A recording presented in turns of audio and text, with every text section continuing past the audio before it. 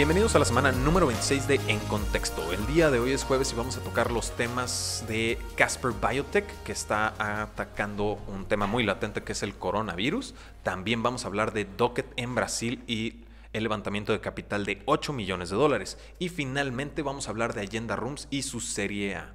Como siempre, yo soy su anfitrión César Miramontes y me encuentro con mi coanfitrión Víctor Cortés. Víctor, ¿cómo te encuentras el día de hoy? Muy bien, César. Estoy emocionado porque realmente creo que son noticias que tienen muchísimo tema y tela de dónde cortar.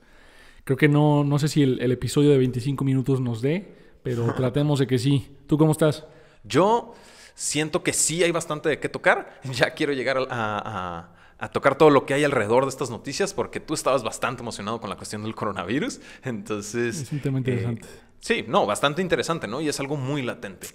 Antes de continuar, definitivamente quiero recordarle a todos nuestros escuchas que queremos y amamos que nos den follow en redes sociales, nos compartan si les gusta el programa y hay alguien que consideren que pueda aprender o mejorar. Sí, como buena amistad, creo que compartir el programa, aportar al mundo del emprendimiento, tecnología y capital de riesgo, ¿no? No es nada más nuestra chamba, sino de todo el ecosistema, ¿no? Exacto.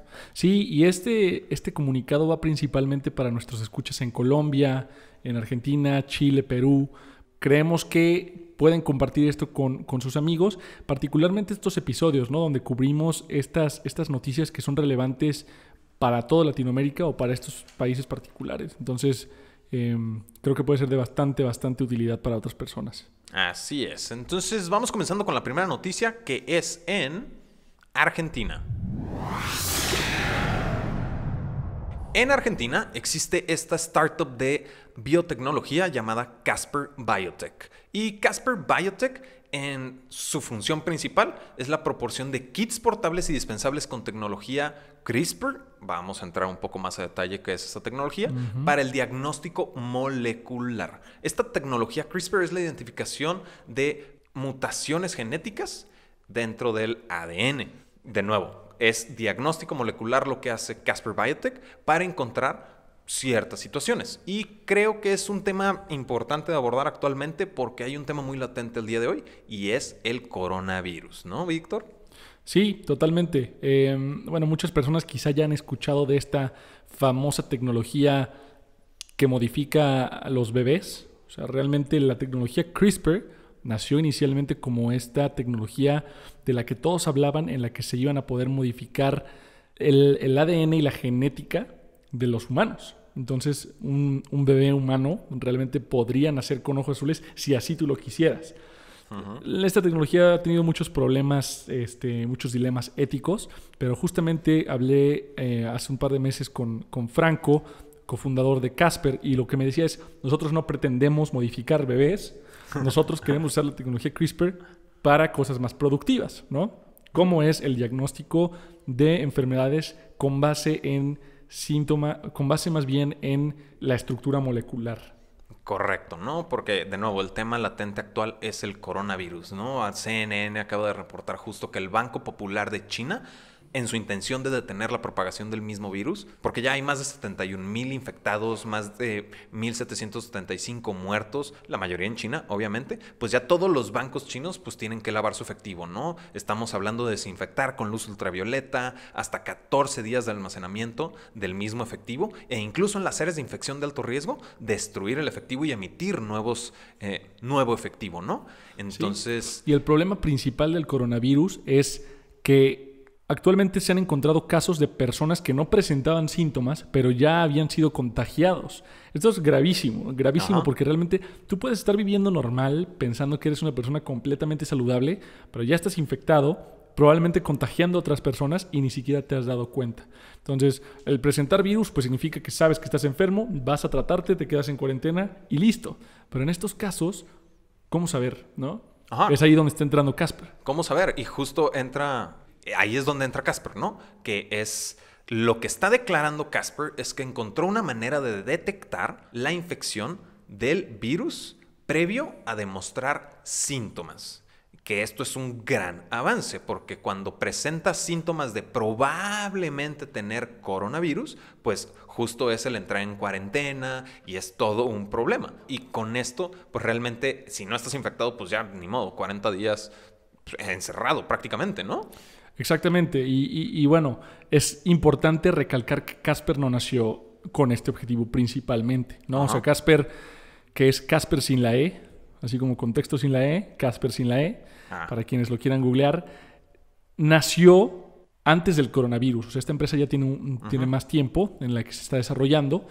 Inicialmente se usaba para diagnosticar otro tipo de enfermedades infecciosas, mutaciones genéticas, creo que incluso se usaba también para ver la probabilidad de tener diabetes, ¿no? Y lo que hicieron fue identificar esta tendencia del coronavirus y decir, nosotros vamos a hacer algo también al respecto. Entonces, se tardaron alrededor de 2 semanas en, digamos que, reconfigurar su kit, su producto, para que fuera capaz de identificar esta molécula que pues es principalmente el detonador del coronavirus. Y bueno, obviamente pues lo que están aportando es la facilidad, ¿no? O sea, son kits portables, prácticamente del tamaño de una prueba de embarazo, con la que tú puedes hacerte la prueba en tu casa sin tener que ir al doctor. No, y el costo está en aproximadamente $2, ¿no? Que estamos hablando de que si tú tienes algún síntoma de entrada a la consulta no es de $2, sin mencionar el costo de todos los estudios que te significa hacer para la detección, ¿no? Entonces, como tal, el producto, de acuerdo a Casper Biotech, es que funciona prácticamente como una prueba de embarazo, ¿no? Donde das una prueba de ADN, ya sea por orina, por sangre o por mocos, ¿sí? Mucosidad. Y pues el mismo artefacto, de nuevo, la idea para todos poderla dimensionar es como una prueba de embarazo, donde pones esta prueba de ADN y ya si se pone negro, es que, lo siento, tienes coronavirus, y si no, pues estás saludable, ¿no? Sí. Entonces, sí, mismo sistema de la tirita negra, que es positivo o negativo. A ver, hay algo que es importantísimo recalcar aquí. Actualmente todavía es un prototipo. Todavía hay procesos manuales involucrados y todavía no es escalable. Entonces el siguiente paso es seguir haciendo pruebas para que sea mucho más fácil de usar, hacer pruebas clínicas en humanos y eventualmente escalarlo a Asia. ¿Por qué digo que esto es importante? No sé cuántos de ustedes conozcan el famosísimo caso de Theranos en Estados Unidos, pero prácticamente era una situación muy similar. Este caso fue muy famoso porque era una startup en Silicon Valley que prometía que podían hacerte pruebas de sangre. Sí lo conozco. Sí, y diagnosticarte prácticamente todas las enfermedades que quisieras, que mostrara tu sangre en tu casa, con un cartoncito y con solo una gotita de sangre, así como si fuera un glucómetro para el diabetes, ¿no? O sea, un puntito de sangre. Pero el prototipo la empresa en sí fue un fraude extremo. La tecnología no hacía lo que los fundadores decían que hacía. Se sobrevendieron y realmente fue un caos masivo hasta el punto en el que escribieron un libro sobre la fundadora Elizabeth Holmes. Se llama Bad Blood, para quienes lo quieran leer. Muy bueno. Y bueno, creo que es importante que se hagan este tipo de aclaraciones. O sea, me parece buenísimo que se estén haciendo estos avances, pero tienen que ser muy cuidadosos y diligentes con la forma en la que comunican sus productos, ¿no? Claro, porque incluso cuando me estabas platicando de ese caso, al momento de hacer el pitch y hacer la prueba, el aparato incluso estaba alterado para que dijera lo que decimos, lo que querían decir los emprendedores, ¿no? Exactamente. Entonces, precisamente esa fue la selección de palabras al momento de hablar de la noticia y era el declaran, ¿no? Que, de nuevo, prototipo no comprobado, ¿no? Pero sí es un tema importante en la cuestión de un tema muy latente a nivel global, que es el coronavirus, ¿no? Y con eso realmente estamos concluyendo la parte de Casper en Argentina. Ahora vámonos moviendo a Brasil. En Brasil existe una legal tech llamada Docket. Docket nació en el 2016 y más recientemente acaba de aterrizar capital de $8 millones con Kasek Ventures, 1BC, Valor Capital, Canary y Guaira, ¿no? Que además de tener participantes grandes del ecosistema del capital de riesgo, pues esta startup como legal tech creo que nunca habíamos abordado pues tecnologías legales, ¿se les podría decir en español? Sí, ¿no? Sí. Un tema interesante. Pero justo, o sea, yo recuerdo cuando hicimos el mapa de mercado de las startups de LegalTech y era pesadísimo encontrar algo, ¿no? Que existiera alrededor. Sí, la verdad es que me parece una industria muy interesante porque existe, yo diría, la misma cantidad de ineficiencias que en el sector financiero. Bueno, un gran número de ineficiencias, pero no el mismo número de empresas resolviendo problemas en la industria. Entonces, correcto. Eso es algo interesante. ¿Por qué se inclinan hacia ciertas industrias, no? Y realmente son cosas que se pueden resolver tanto con tecnología básica como cosas más complejas como lo que está haciendo Docket. Porque, pues, prácticamente cuando estábamos haciendo el mapa de mercado eran todos lo mismo, la administración de documentos y la documentación de documentos. Entonces, ahorita Docket tiene un algoritmo que llamaron REA, que es Real Estate Analysis. Análisis de bienes raíces, que es el nombre en español, ¿no? del algoritmo. Correcto, análisis de bienes raíces, ¿no? Porque metes tú toda la documentación involucrada con la adquisición de un inmueble y el mismo algoritmo que estamos hablando de inteligencia artificial, que es lo que de pronto ya todo el mundo busca, que es a dónde va el futuro, ya lo hablamos el episodio pasado, y justamente lo que hace es interpretar toda esta información, desmenuzar la complejidad de un documento legal para poder tú, pues de cierta manera ya ver más tangible si hay impuestos, las hipotecas pendientes, a final de cuentas información crucial dentro de todos estos documentos que puede ser hasta cierto punto complicado, ¿no? Pues prácticamente es un traductor de jerga legal al lenguaje humano normal.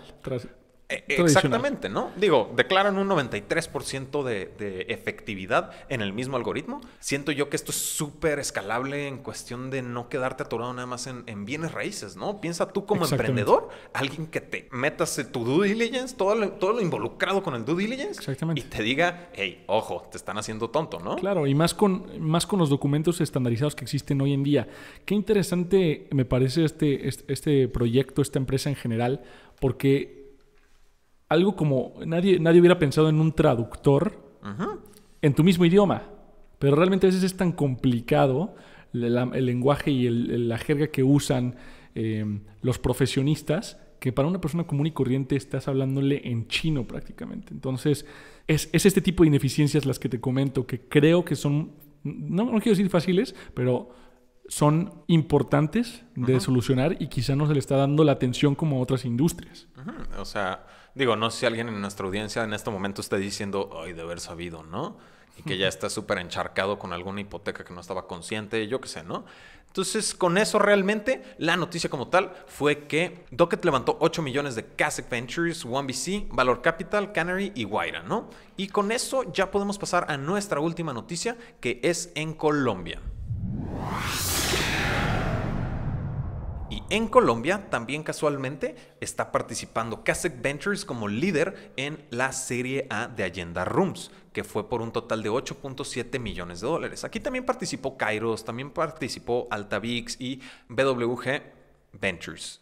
Y pues realmente es una ronda de 8.7 millones de dólares. Siento que de pronto ya cuando tocas tantas o hablas de tantas inversiones, ya la cantidad ya no, como que ya no sorprende, pero aún así pues es moderadamente decente, ¿no? No, es interesante y la verdad es que el modelo de Allenda en general me parece bastante intrigante también, ¿no? Para aquellos que no recuerdan bien qué es Allenda, Allenda prácticamente es una plataforma, pero además es una franquicia, ¿no? Entonces hace partnerships, hace estas alianzas con hoteles boutique, hoteles independientes, les otorga su branding, prácticamente todos los materiales necesarios para que se conviertan en hoteles de Allenda y además les provee la plataforma, el software propietario para todas sus áreas de manejo del hotel, ya sea incluso algoritmos de precios y la misma plataforma con la que el usuario puede hacer reservaciones, ver todos los hoteles disponibles, etc. Entonces, pues, prácticamente es como una plataforma para reservar hoteles, pero tiene el backend también para los mismos hoteles y la estandarización de la marca.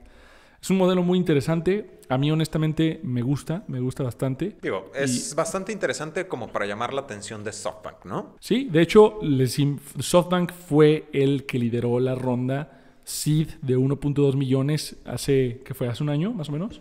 Marzo del 2019. Lo interesante aquí es que al parecer SoftBank no hizo follow-on en esta ronda, ¿no? Curioso, ¿no? Interesante. Dentro de la información que tenemos no hay follow-up de SoftBank. Vamos a seguir revisando. En caso de que lo encontremos, haremos la aclaración.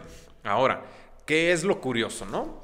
Dicen que Allenda Rooms es como el Hoyo Rooms latinoamericano. Hoyo Rooms es el mismo modelo, pero de la India. Y curiosamente, Hoyo Rooms es también parte del portafolio de SoftBank, ¿no? Y Hoyo Rooms declaró a finales de este año una pérdida de $333 millones. Y los fundadores culpan a su agresiva expansión a China, Reino Unido y Estados Unidos, ¿no? Claro. Lo cual es bastante curioso, ¿no? Porque yo veo ahí pérdidas de un mismo modelo que yo tengo dentro de mi portafolio y pérdidas espectacularmente agresivas. Y ahora la startup que tengo en el portafolio de Latinoamérica, pues casualmente los fundadores dicen que no le están apuntando a entrar a 10 países con este dinero, ¿no? Dicen que ellos le están apostando a una expansión estable. Me parece muy sensato, honestamente. Bastante. Me parece muy sensato. Y hay una tendencia muy interesante ahí. Digo, tampoco me gusta llegar al mismo tema reciclado y trillado de, no, es crecimiento contra ingresos. Pero realmente sí hay una tendencia muy interesante ahí, ¿no? O sea, muchas de estas empresas que hemos visto parecen ser viables, parecen ser rentables, pero la cantidad masiva de dinero que gastan, los subsidios de los mismos inversionistas, hacen que estas empresas tengan pérdidas por tanto tiempo que realmente sea insostenible ese crecimiento y las metas o milestones que se proponen hasta a ciertas fechas. Entonces, estoy seguro que muchas de las empresas que hasta la fecha están teniendo estas pérdidas, que están teniendo estas caídas, podrían seguir operando de manera muy exitosa si tan solo hubieran sido un poco más pacientes con el crecimiento, ¿no? Y esto todo es parte de un círculo vicioso dentro del ecosistema de Venture Capital, donde ya no necesariamente se está viendo que las empresas sean rentables y viables, sino a ver si son capaces de en la siguiente ronda, levantar más capital a una mayor evaluación para yo salir y hacer mi exit. Esto deforma el mercado, ¿no? Ese punto de vista se me hace súper interesante porque como que la idea es salir a la bolsa y ya de ahí yo hago la venta de mis acciones, etcétera, etcétera.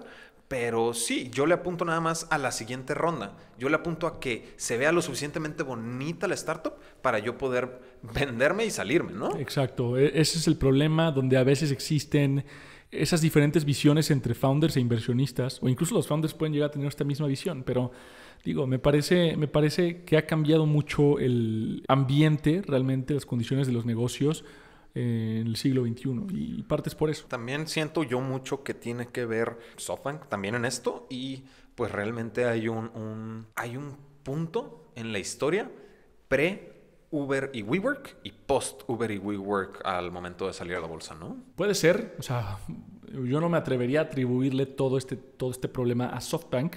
Yo creo que es un problema sistémico, pero también definitivamente es un jugador clave que ha tenido injerencia en estos temas. Entonces, pues bueno, regresando al tema un poco, Allenda entonces apuesta al crecimiento prudente.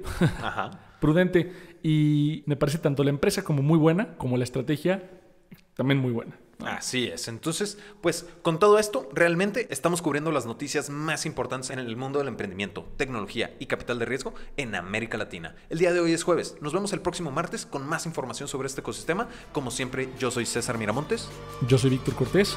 Y ahora sí estás en contexto.